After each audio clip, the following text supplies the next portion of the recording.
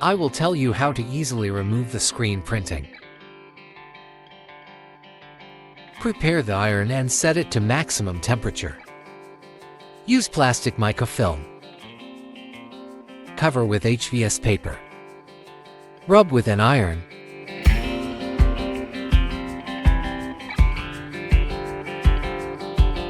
Release while still hot.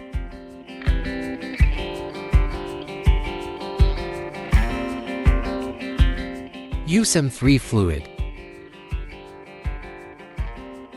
Rub with a cloth.